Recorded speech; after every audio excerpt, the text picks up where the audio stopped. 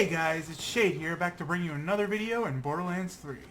If you liked the video, please drop a like, and if you want to see more future content, make sure to subscribe and hit the bell to get notified for my future videos. You can catch me on Twitch at twitch.tv/shadegaming if you want to hang out while I play various games.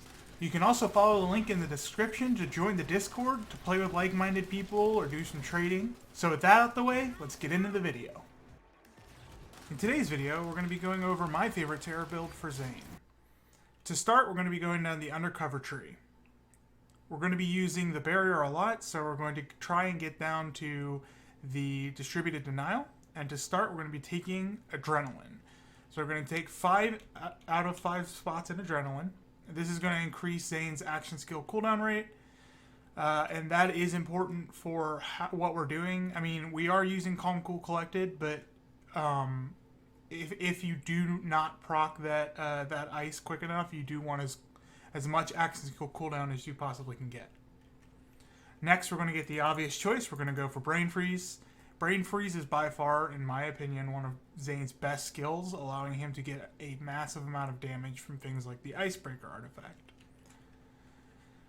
We're going to go ahead and take 3 out of 3 in Stiff Upper Lip to give Zane a little bit more damage resistance. We're going to be taking 1 into Confident Competence.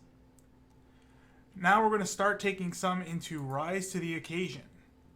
We're actually going to go ahead and max this out and get 5 out of 5. And this is just going to help us with those times when we're not actually doing any damage to cryo enemies. It's just going to give us some health regen, allowing us to get our health back up to full without actually having to damage anybody.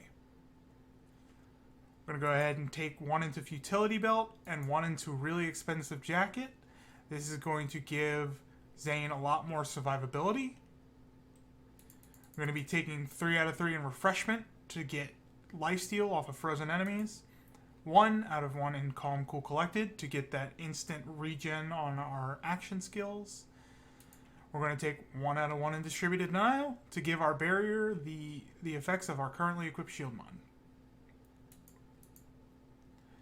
Next, we're going to be going down the Double Agent skill tree. We're going to be taking 5 out of 5 in Synchronicity. We're going to be taking 5 out of 5 in Donnybrook. These two are going to be giving Zane more gun damage since he is a little lacking in this build. But really, these two are 2 of his better gun damage skills. This one relies a lot on your movement, which you can't really run in gun like with Moe's. So it does help to have this, but it's not as important, in my opinion, as these will actually give us flat gun damage. We're going to be taking Fractal Frags, 3 out of 3 in Premonitus. I don't know how to pronounce that. So we're going to be taking this to increase his magazine size. We're going to be taking,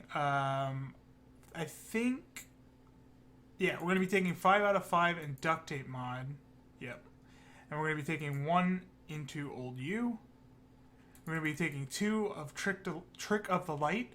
And this is going to be helpful since we're going to be using the Digiclone. This is going to give us a flat 12% extra damage boost, which is always great. So we're going to start off by taking the barrier. I'm going to show you what augments I use. I personally use the All-Rounder to give Zane, like, you know, complete invulnerability, essentially. He does still take damage from things like pools of acid and stuff like that, but it really does help a lot. We're also going to be taking Retaliation for the gun damage. And then we're going to be taking the Digiclone as our second action skill augment. This will allow us to use our grenades, as well as get those stacks of terror by using Which One's Real, which allows him to take the fire. And then we're also going to be using Doppelbanger. So you have 2 choices here. You could use Doppelbanger or Digital Distribution. In my opinion, they're both really good, but Doppelbanger will allow you to guarantee getting your terror stacks, whereas Digital Distribution, you rely on your enemies killing your Doppelganger. And so you might be doing too much damage at some points to actually be able to get your terror stacks, which will really slow your gameplay. So next we're going to be going over Zane's guns that I use. Realistically, there are a lot of great guns for Zane. Basically, anything that does multiple bullets per shot will be very, very good with his brain freeze. However, what I'm going to be showing you today is some of the great Atlas guns that you can use. So, to start, I'm taking this awesome Atlas pistol. Normally, this pistol wouldn't be so great. However, with Zane and Icebreaker artifact, this thing becomes pretty monstrous. So, the important thing to note on Atlas guns is if you're going to get an Atlas gun with Zane, you want to get one with tracking darts. Tracking darts is basically, it shoots a shotgun spread, and anything that gets hit by that shotgun spread will then be marked and shot whenever you shoot the main fire of the gun. And they will home in on that exact target. So tracking darts is very good because it allows you to pick a specific target, whereas like the puck will automatically correct its flight path and hit the enemy sometimes in places you don't want to hit them. Another amazing thing about tracking darts is, like I said, it shoots a shotgun spread. So it shoots about 3 to 5 bullets all at once. I think it's dependent on like if you're using a pistol or if you're using a SMG. I'm not entirely sure about that though.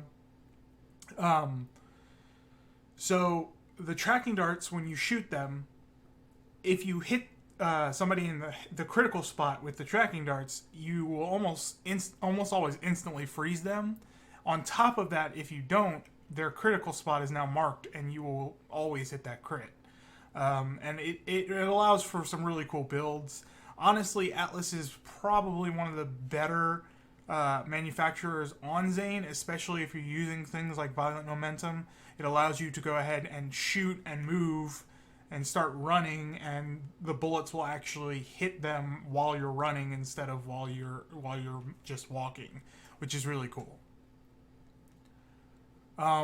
So that is the pistol we're going to be using. You can replace this with any good pistol you have, really. The Maggie is an amazing choice. I just want to make sure that I give you options for good guns that you can find easily from the Crazy Earl shop. The next thing we're going to be going over is the Nighthawking. So the Nighthawking is an amazing gun on Zane. So after a lot of testing with this gun, essentially what this special effect of this gun is it will shoot 1 to 3 bullets every shot, and it randomizes, but really it leans more towards the 3 or 2 bullets. So and those extra bullets get no damage penalty. So you're going to be dealing about 1,000 to 1,500 damage per shot with this Nighthawking, and it really tears things up, as well as using like the full potential of brain freeze as well. So this thing is nasty. It really does some really great work on enemies, and the fact that it switches up sometimes to fire can really help you. It can really help you out some tough spots with like anointed enemies and things like that. So I highly recommend picking up that gun. The next gun we're going to be going over is the Carrier. So the Carrier is surprisingly actually quite good. So the interesting thing about the Carrier is that it shoots a lot of very slow-moving bullets. And those slow-moving bullets, when they hit a target, will split, kind of like the Queen's Call or the King's Call, into multiple bullets that will home back on that target and then deal more damage. And 9 times out of 10, those extra bullets will actually hit an enemy in their crit spot just because they bounce up first and then they will come back down. So it kind of like auto corrects them immediately to hit whoever's crit spot, and it's really, really good. I highly recommend picking up one of these Carriers. The one thing you have to look out for is these Carriers do come in 2 different variants, I think. The darts and the tracking puck. Once again, you want to get the tracking darts, as it is an amazing tracking system, allowing you to get brain freeze pretty regularly on Zane. And finally, the last slot I would say could go to a couple different weapons, but what I'm using currently is a Fearmonger. The Fearmonger is amazing, especially with Terror. And the other gun I want to highlight actually with the Terror is the Stalker. So both of these guns are really, really good on Zane, especially with Brain Freeze. They shoot multiple pellets. They do a lot of damage. But the thing that you have to realize, and people might be thinking, you know, hey, but the Stalker only shoots one bullet. What's going on with that?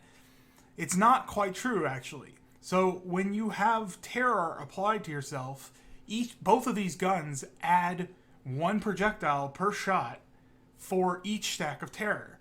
So the Stalker will shoot 4 bullets at once at the price of 1 or 2 if you're consuming 2 ammo per shot like this Stalker. Or the Fearmonger will also do the same thing, where it will actually shoot 7 projectiles instead of the 4 and really ramps up the damage on it. So I highly recommend getting these, especially if you're going to run any kind of Terror build. They're really good on every character. The Stalker can actually take out enemies very, very quickly, and in my opinion can be better than Lyuda in a lot of circumstances. The only circumstance I would say Lyuda would be better is for things like Grave Ward, where they just have a large amount of health and you want to use fire, and unfortunately the Stalker doesn't come in fire. So let's go over the shield, the grenade, the artifact, and the class mod. So we're going to be using the Resourceful Big Boom Blaster. I got pretty lucky on this, and I got a Big Boom Blaster with Absorb and Power Charge that applies Terror to myself. So the thing you want to note is I have seen Big Boom Blasters that dropped with multiple power charges. So you can get 2 power charges at once, and that will increase your weapon damage by 20%. That is theoretically the best possible shield you could have in this situation, as it'll allow you to do a lot more damage, as well as keep your shields up, keep your grenades up, your heavy ammo up. It's pretty awesome. We're going to be using a recurring hex, but really this grenade can be any grenade as long as it has the while terrified, gain increased damage and fire rate. The more terror you have, the higher the bonus. This damage increase, once again, will apply to everything. All damage types you do. The fire rate obviously will only apply to the guns you use, but the damage actually does boost all damage. Same goes for this terrified cryo damage. I want to stress this again. This is a very, very powerful anointment. It will boost your damage in general by 50%. Just flat damage, 50% boost. That's awesome. That's worth it alone. If that could go on a grenade, you bet I would have put it on that by now.